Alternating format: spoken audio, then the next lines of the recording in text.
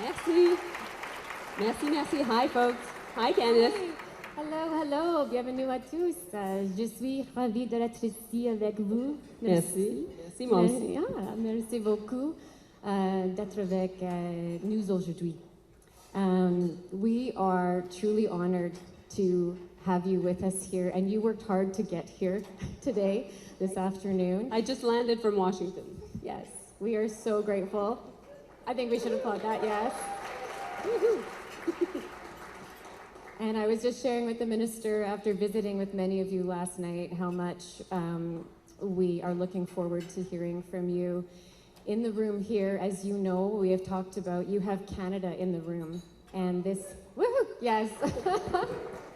I was going to say there are three things that the people in this room are passionate about: our country, our leadership and advocacy, and as I learned last night, karaoke. Although that could be regionalized to British Columbia. Yeah. I figured. So we are so happy to have you with us, especially because yesterday we were all watching you on the couch in the Oval Office in discussions for our country and our future trade relationship with the US. So I think we want to start hearing a little bit of like, so how was your day yesterday? And it was a typical day in Washington. Typical day in Washington. And from there, I think we want to get into some opportunities that you have been speaking a lot about, but you can speak to us about, which you see are very important for us as we look forward. And then we will turn it over to you for some questions, so be prepared for that. We have some microphones floating around. And then generously, before the minister will leave us, we will use this open area here so you can mix and mingle a bit and have some of that time with the minister as well. So thank you so much. I was watching you yesterday, and I actually just said to everybody who's been asking me, what does this mean? And what was the result of the day? I said, just watch. It's worth the watch, the discussion in the Oval Office. And I think between both the President and the Commerce Secretary, I was happy to hear a shift in tone and almost vector in how our relationship was finally being acknowledged. That, if we don't work together, harm does come to both our economies. And Canada does have a unique and special relationship, which is more complex than other markets. But please, how was your day yesterday? Well, my job when I go to Washington, and now it's my fifth time in the Oval Office, 3 different presidents. And it's to support the Prime Minister, to make sure that basically he's ready, he's able to defend us well, and that we have a good, track to, a good path towards getting a deal done. And at the same time, my job is to make sure that meanwhile, we're able to get Canadians behind what we're doing, because that's also really important. So it's the political job, strategy also that comes with it. So I must say, I think there was, the Prime Minister has been focusing on creating a positive working relationship with the President over the past months. That was showcased yesterday. It was a respectful conversation. It was also I think a conversation that was a shift from what had happened. My colleague Dominique Leblanc has been working heavily on also bring Howard Lutnick and others, Jamison Greer, Canada, the ambassador to the U.S., Kirsten Hellman as well. So, and meanwhile, I've been also focusing on talking to CEOs of tariff industries. And so I can't go into the detail, but what we've agreed we would be working on is a steel, aluminum, and energy deal. So we'll see where we'll be able to land. And when it comes to dealing with this administration, what we've learned is we can't take anything for granted. We have to be head down, working, and making sure that every step of the way we're defending Canada's interests.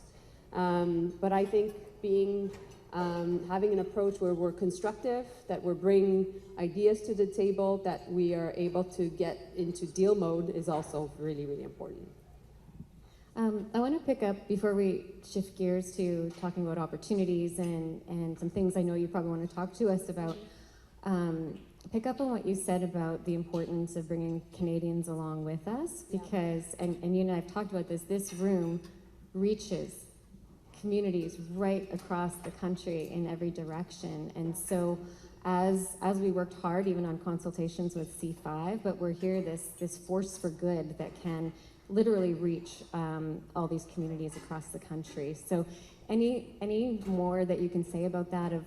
And we've been talking mostly in the Canadian Chamber of Commerce about how we pivot and actually making sure we're not just talking to government, we're actually talking to everyday Canadians and doing our part in bringing them along and communicating really well. Well, I think, Candice, we should be extremely proud of Canadians, because what happened in the past year was historic.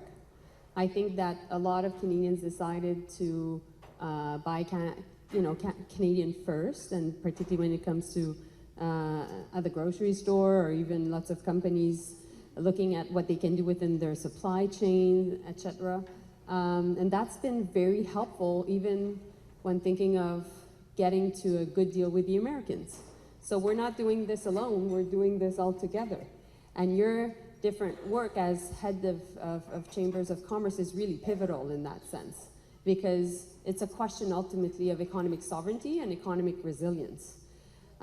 So these are big, big principles, and when you think about it, what does it mean concretely speaking, is each one of you are fighting for your jobs in your own communities and fighting to attract investments in all your own communities. And my job at the cabinet table is to do that with you. And then, that's for what's happening in Canada, but then, when you go to Washington, all that work transpires in conversation that the Prime Minister has with the President. It's not done in isolation. It's done because we're working together. Now, on C5, what we needed to do is we needed to create growth together. We know we can be in charge of our own future. We're over-dependent on the Americans. We know that. We've said that. We need to diversify our markets. We need to, build one strong Canadian economy.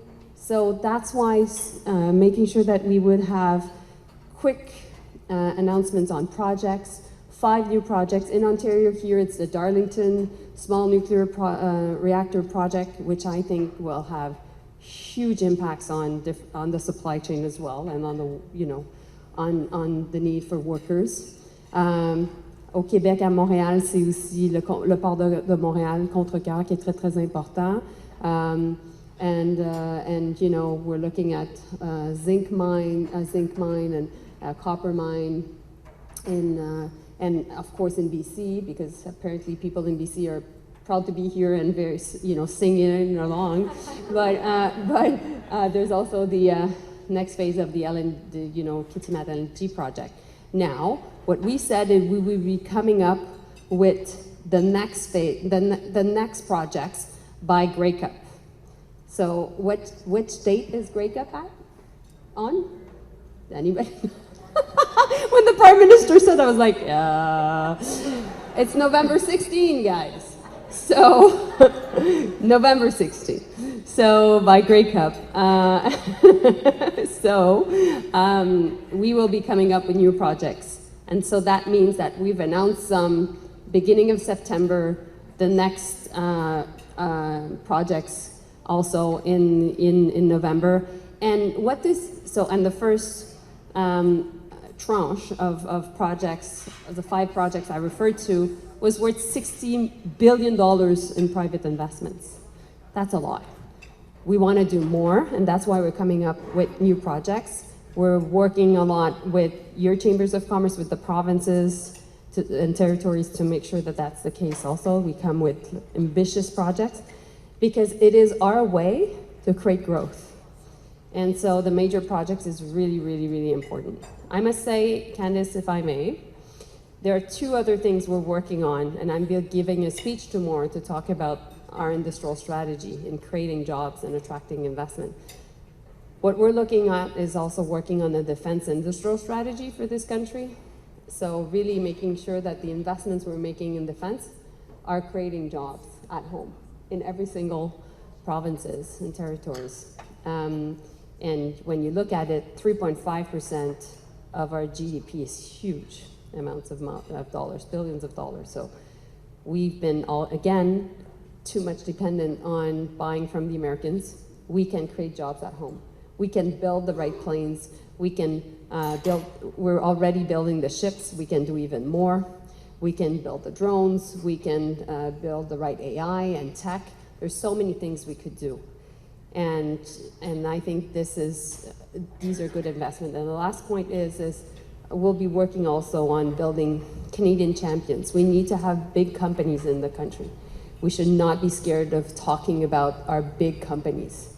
Because when you think about it, the CAE, CGI, and Bombardier in Quebec, or like the Maple Leaf Foods, or the Lululemon to Magna, all these really big companies are creating jobs here at home, around the world, but it's a good way for us to increase our power in the world, in a world that is much more complicated. Anyways, I could go on, Candice, and on and on and on, but this is what I'll be talking about.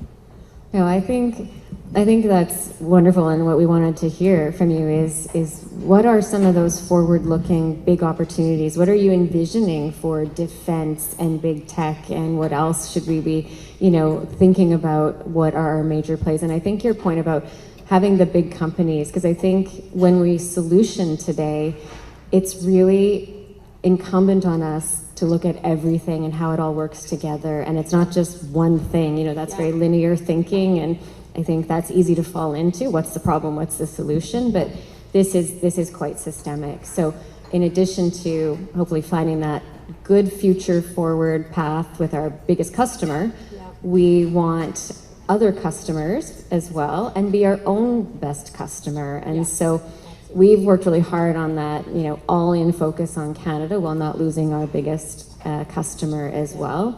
So when you think about, because you just spoke at the All-In conference as well, right? So on AI. On AI, yeah. So is there anything else you'd want us to know in terms of those big opportunities, whether it's defense or tech? Mm-hmm. Well, so if I go back just 50,000 feet,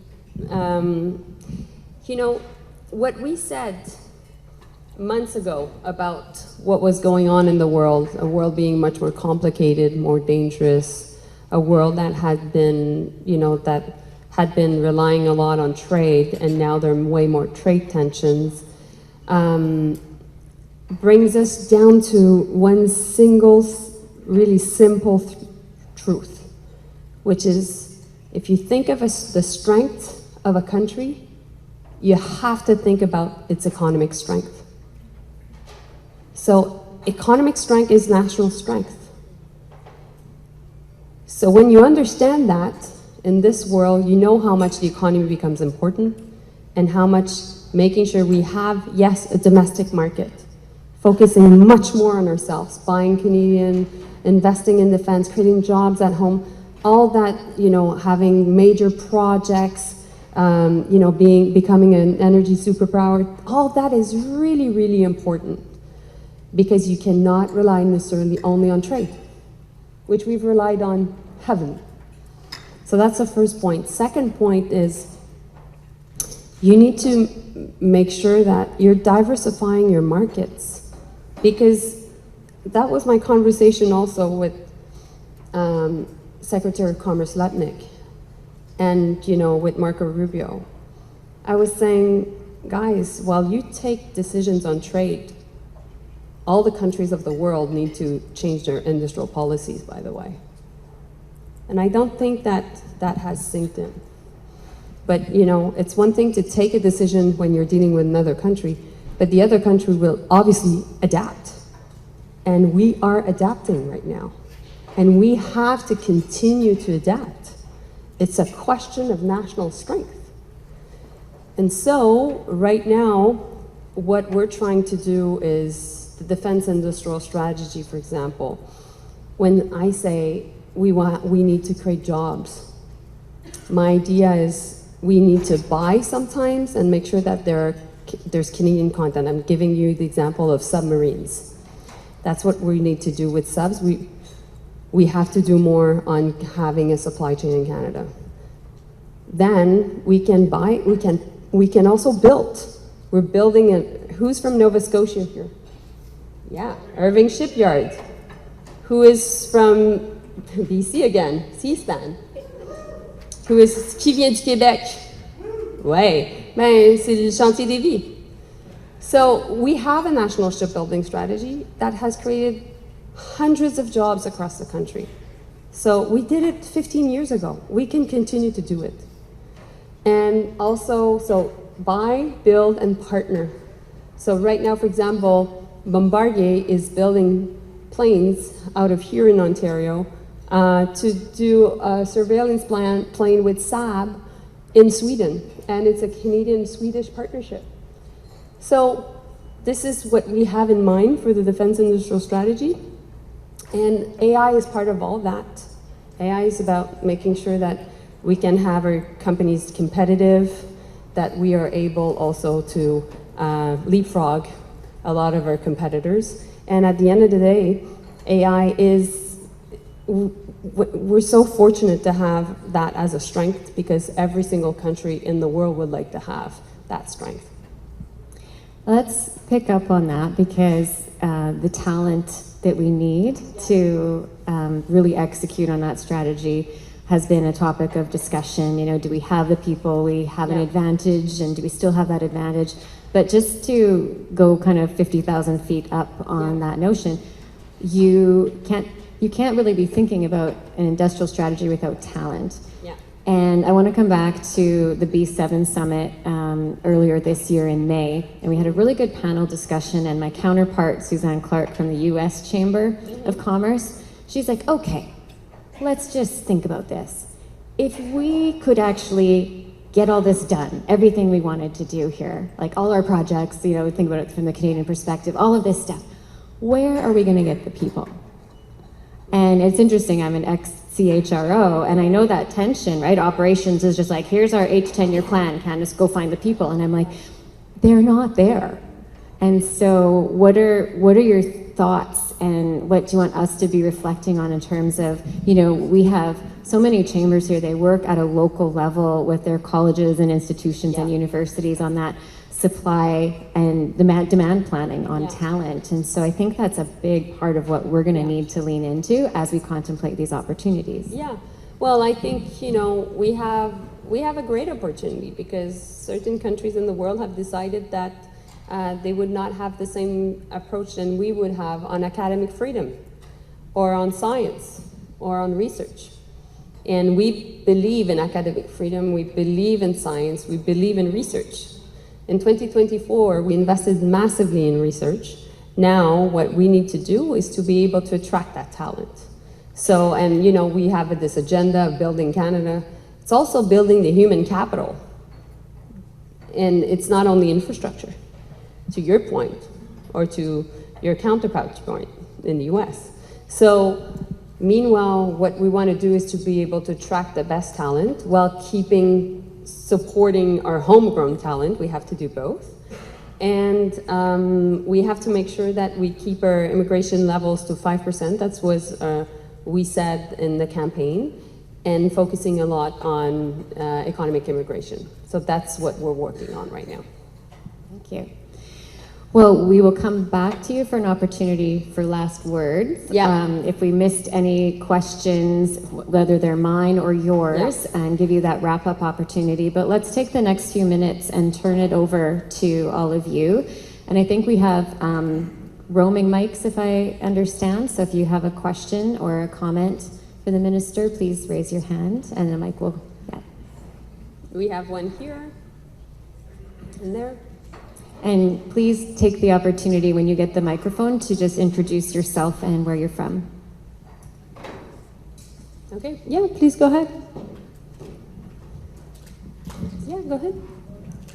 Brett McDermott, Mississauga Board of Trade. I'm wondering, Minister, if you could comment on your unique working relationship with Senator Graham from South Carolina. Greg, did Lindsay call you? It's funny in life. There are people that, you must have that in your families or, you know, in your group of friends, people that really don't think like you, that don't see the world the same way, but that when you see, it just connects. That's my friendship with Lindsey Graham. I'm completely different. I have a francophone accent. I, you know, come from Canada. I'm a progressive. I wear white suits. You know, I'm a woman. But I love Lindsey. So we go for drinks. You know, he's always also, what I like about his point of view, he's a very astute politician, which I have a lot of time for and respect for. He's been very useful on the diplomatic front. He has been able to have positive influences on the president, particularly on Ukraine. He's been tirelessly working on the Middle East. I worked a lot with him at the time to bring back peace to the Middle East, get the hostages released, and basically be able to find a way for Canada and US to work closely on that. He has friendship across the Senate on the Democratic side, on this, you know, on the you know, Republican side, and he was helpful at the beginning you know, just after inauguration and just even before, to help me navigate the new administration and to help us, all of us, the government, to navigate administration. But my God, is he colorful.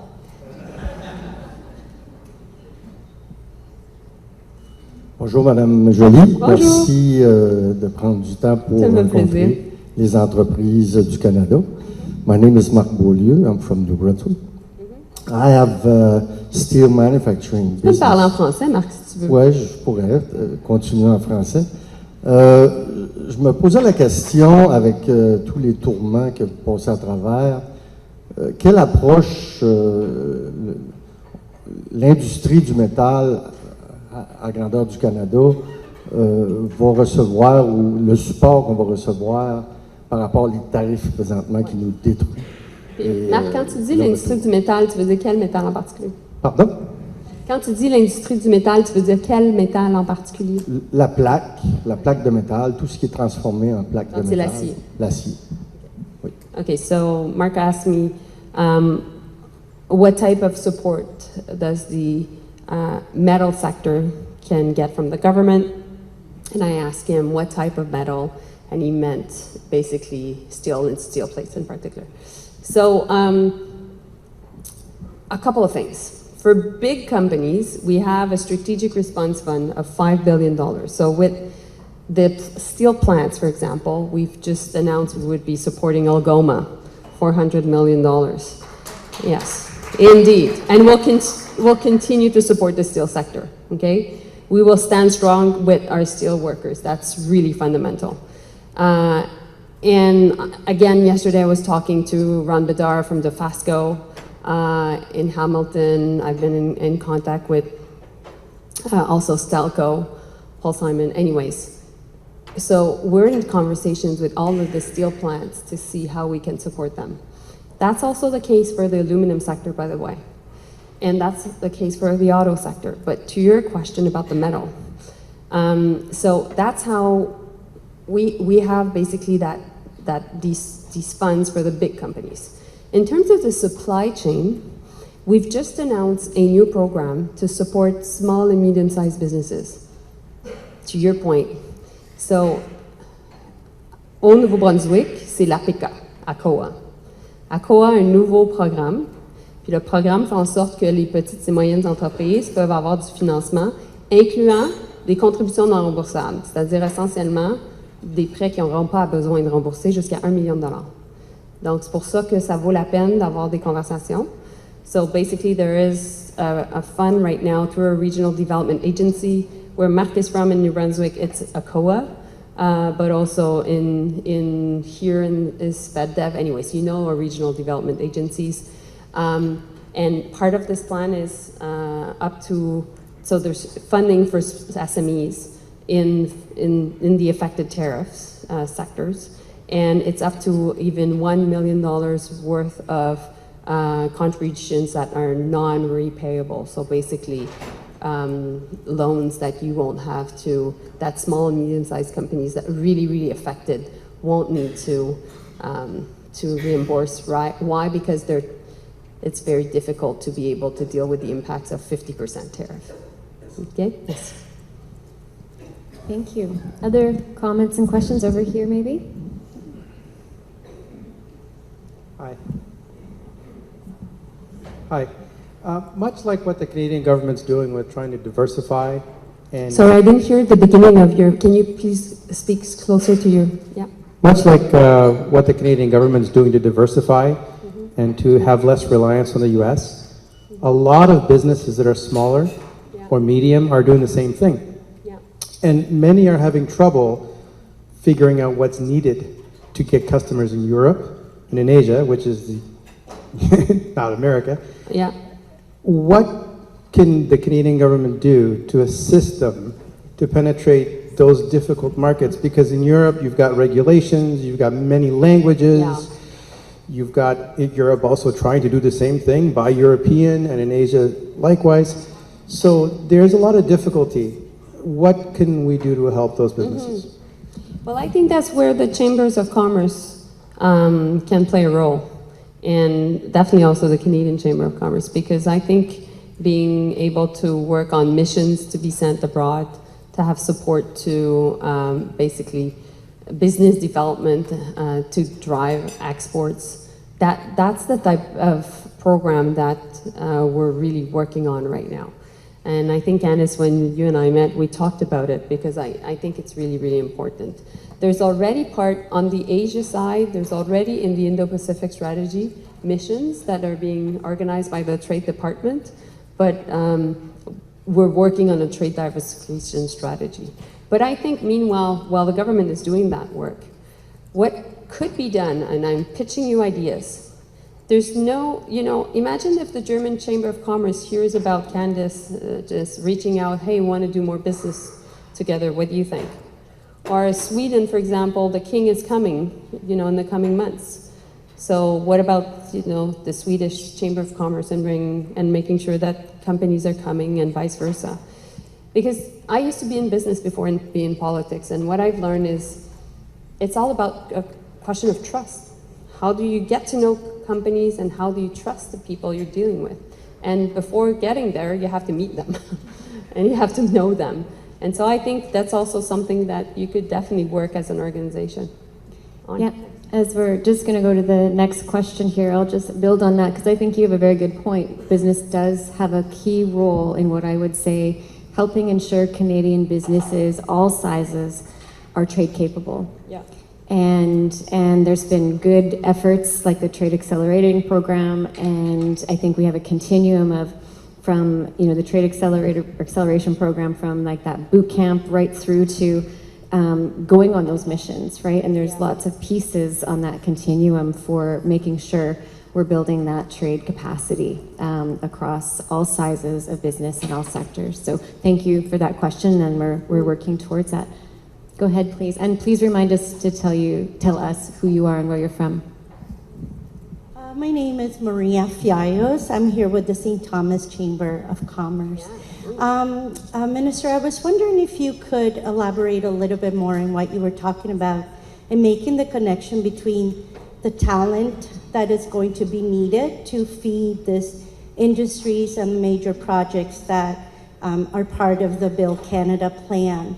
Because with the caps on immigration that have particularly affected young international students, which at the same time have affected education institutions, locally in my community, Fanshawe College has had to reduce a large amount of programs, cut down a lot of programs and layoffs because of the lack of funding and grant stemming from the caps on international students.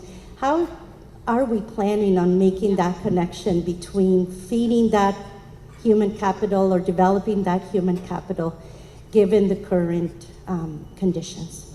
Thank you, Maria. I think it's a really fair question, and you know, I got to know St. Thomas also because of the Volkswagen investment. So, and I think that's a very important investment that we worked on for a battery plant in your community.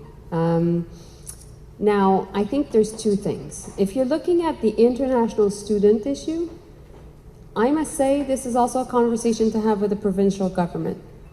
If if colleges and universities need to have more funding, it's up to the provincial governments to have that conversations with them. And for a long, long time, of course, colleges and universities, even in my home province of Quebec, have decided to rely a lot on international students because basically didn't want to have that conversation. But I'm not the immigration minister, and I'm not in charge of education, but I'm just saying, that conversation must happen also on another level. And meanwhile, my job, when it comes to dealing with universities and colleges and making sure that they have access to research funding, grants, etc., to help their labs and make sure they're always in innovation mode. And we've made that commitment and we'll continue to make that commitment. And finally, I think, to the question that Candice asked me a bit earlier, Maria, we're really looking at focusing on economic immigration, and the immigration minister will have more to say. She will be tabling, of course, the immigration levels as any immigration minister needs to every year soon. Okay, thank you, Maria. Thank you. No pressure, Rory, but I think given our time, you will be our last question, so this better be good. You know me so well. This is a 4-part question in 3 years of 3. Rory Ring, Chatham-Kent Chamber of Commerce by a Sault Ste. Marie Chamber of Commerce by the Southern Atlantic Chamber of Commerce. So obviously these sectors, the automotive sector to Chatham is important, the oil and gas sector is important to Chatham, all linked with steel and aluminum. I'm just asking you for your crystal ball, what you see in those industries happening because of the sizable investments that we're making here in Canada, but also on the issues of sustainability and green electricity. Okay. Well, listen, that's a long question. But I'll try to look at, so if I take it in a way basically that you're looking much more at the tariff sectors, because if you look at it, Canada has no tariffs on all its economy, contrary to Japan, the EU, the UK, which have all done deals, but they all have either 10 to 15 to India, 50% tariffs on all their economy, okay? So we're dealing with the tariff sectors that, in my jargon, are the 232 tariff coming from the White House. So we're working out on getting a deal on steel, aluminum, and there are different energy discussions also happening. But while this is happening, they're still tariffed, okay? And of course, we're bearing in mind auto, which is fundamental to the economy of this country. And let me be frank, we will continue to stand strong with our auto workers, period. I know there were comments that, recently, today were made. That will be the position of this government. Now, short term, what we need to do is to protect our market. That's what we did, particularly in steel and aluminum. We need to go further. And we're providing liquidity support to the question of Mark here. Middle term, what we need to do is make sure that they can adapt and pivot. And that the $400 million support to Algoma is important. But the important conversation with Algoma, you're referring to Sault Ste. Marie, is actually about what type of steel do they need to produce in order for the longer term to be able to serve the domestic market. I'll give you an example. We're talking about a high-speed rail between Windsor and Quebec. Well, Windsor and Quebec. It's a huge amount. We're talking about building You know, also lots of infrastructure, energy infrastructure across the country, huge demand. We're thinking also of building more ships and making sure that we get much more into our defense sector and building, you know, the right ships, the right planes, etc. All that need the type of steel that is not produced at Algoma or at Dofasco or at Stelco. And so short term, I've said we need to get more, you know, protect the market, get the support. Middle term, we need to help the businesses adapt and pivot. But longer term, it's really being able to have a one Canadian strong economy with defense investments, with major projects investments, and also with a Buy Canadian policy. So I think I've answered your question. At least one of them, so. Okay. Is there anything we haven't asked you that you had hoped to share with us, or just knowing that this group is networked with 200,000 of Canada's businesses, is there any message you want to the business community in Canada? So I think, well, of course, on oil and gas, it is an important sector. And we said we would become an energy superpower. So we'll continue to make sure that that's the case. And meanwhile, also, we'll work with Alberta on and Saskatchewan on many different projects. You know, my job is much more on it's less natural resources, it's more on the manufacturing side. But I was in Calgary recently announcing Lufthansa Technique in the aerospace sector. CAE is coming to Calgary with a big investment also in the aerospace sector. And I think, you know, I said to my friends in Montreal, watch out Calgary, because the aerospace sector is growing there. So that's an example, but there are many, many examples of diversification across the country. But yes, oil and gas is important. Now, what I would like to say on what's going to happen in the next days and weeks and months. We'll have good days. We'll have sometimes more difficult days. The unpredictability we've been dealing with will continue, guys. This is the world in which we are in. Don't think that what happened, what we've been going through, like let's say a year ago, will continue as is. The PM has said there's a rupture, Candice, there is one. The US is about thinking America first. It won't change, at least until President Trump is there. And by the way, he's there for 3.5 years more. And that will continue. We have this fantastic opportunity to seize together to make sure that we can pivot and have a stronger economy. If we don't take this opportunity, our children will be mad at us. So my job is to make sure to work with you. Listen, I don't have all the ideas and all the different answers. I'm not, you know, my ego is not that big. So challenge me. I have no problem with that.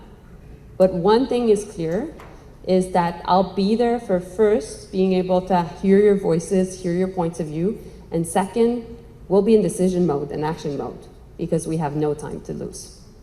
Thank you.